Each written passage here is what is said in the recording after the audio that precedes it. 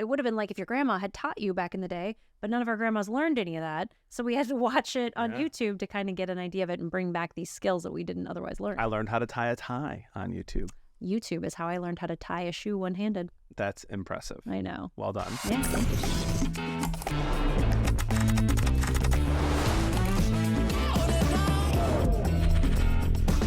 Welcome to another episode of Is This for Kids? I am Jonathan Bearded Blevins. I am Katie, MrsRuvi. And we have a fun one today. We're going to talk about YouTube in general as a social media platform. And also in specific with two specific YouTubes, right? YouTubers. Yeah, those are going to be split up into 3 episodes, I believe. Uno, dos, tres. Yeah. Which is super fun. But first, YouTube in general. Do you remember the very first YouTube video you ever watched? I do remember mine. Oh, I don't think I remember. No, not specifically. Mine was not Old Greg, which is one of my all-time favorite YouTube videos of all time. It is one of the first ones I ever watched. And I can quote every single line. Every line. I love it. I'm Old Greg. Hi there. What you doing in these waters? Not fishing. Now, why is this hook in my head, fool? It's attached to your rod, mother liquor. It's so good, but not that one. Also, it was not. Oh my gosh, it was not a double rainbow. It's a double rainbow all the way across the sky. He does not have that accent. That is not that kind of accent. Yeah, it is. Okay. That was spot on. This whole thing is a clip. They're gonna put this whole thing on Instagram. Okay. The first YouTube video that I ever saw was also not. Where's the chapstick? Which is a super viral video. No, the first video I ever saw was the Numa Numa dance. Do you remember that guy? No. Maya he, Maya hoo, Maya ha, Maya ha ha. Nice. Hello. Remember that? I don't. YouTube. I think like my early YouTube got big while I was in college, and my early YouTube, not even YouTube, my college experiences on the internet was very like collegehumor.com, which sort of ended up over at YouTube eventually. Like eventually, yeah. But I don't I remember the G.I. Joe PSAs were really big for me. The like voiceover ones, or the Nope. You never saw that? No. I'm a computer. Stop on downloading. No. Muffins. I do know muffins. Blueberry muffins. It's just a bunch of different. Like, what were we watching back then? I don't know. YouTube was a lot easier to do back then. Yeah, you just say random stuff. Into a camera. But now it's massive. Yeah.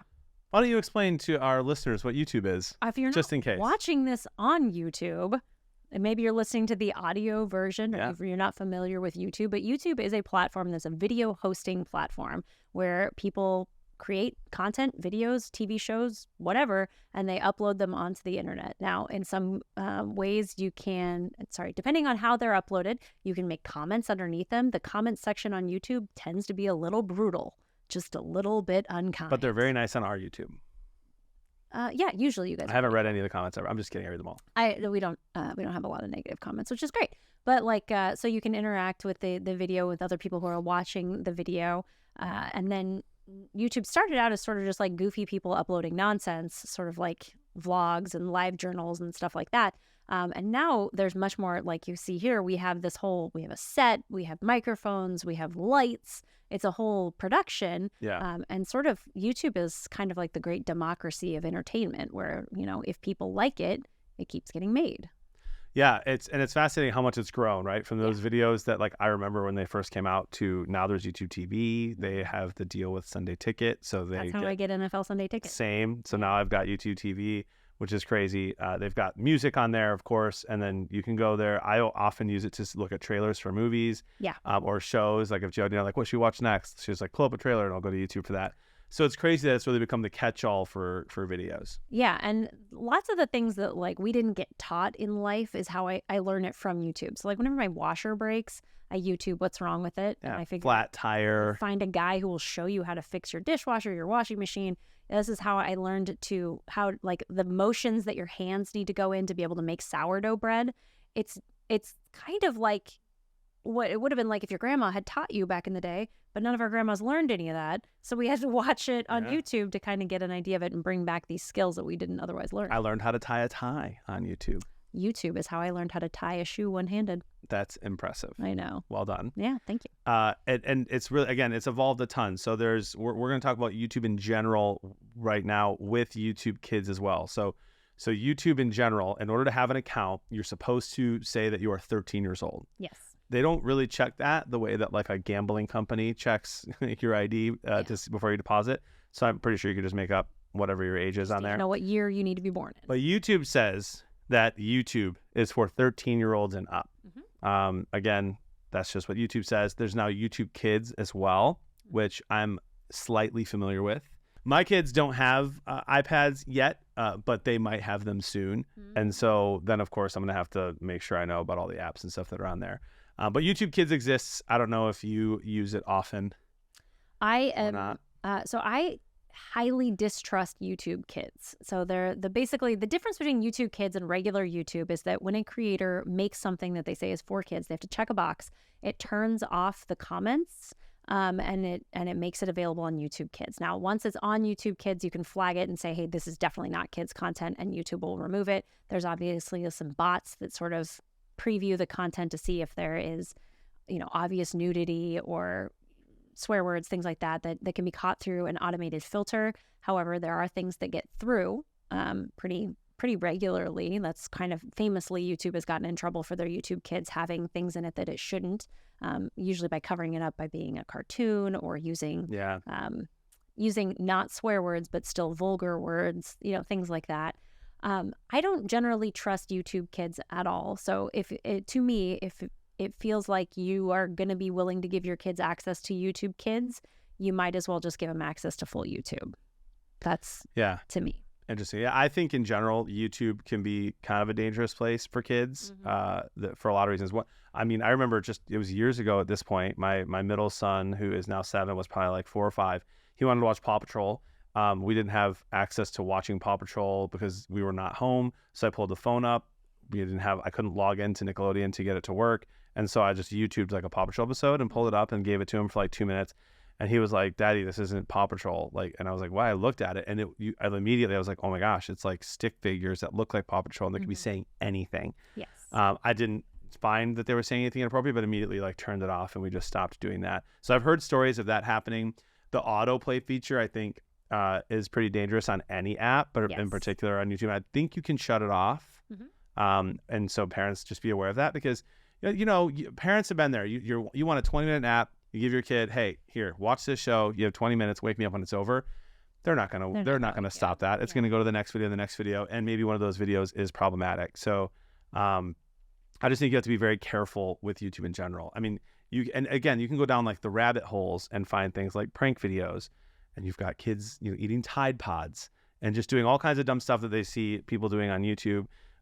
They're learning about content that like most parents maybe wouldn't be okay with their kid learning about. Mm-hmm. For instance, like Five Nights at Freddy's. I have a lot of friends who's like their parents they're like, no, our kids cannot play that game, but they can watch videos about it. Watch videos. And it's like, oh, well, is there a difference? What's the difference? Just let them play the game then. But so things like that, they can find other scary stuff like on there because there's just scary stories on there sometimes. And it's one of those things where the videos are generally shorter, right, in general on YouTube than they would be like if you're watching a full show.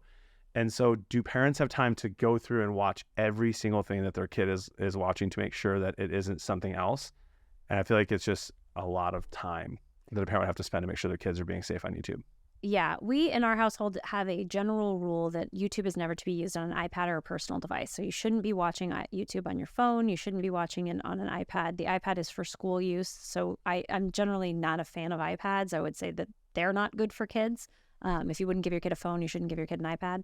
Because it's just a very large phone is really all that it is. But so we say that if you're watching YouTube, it needs to be done on the big TV in the living room where everybody can see what you're watching. I think that's just good advice for any content that's being consumed. Like you need to be comfortable knowing that your mom could walk in at any moment while you're watching this.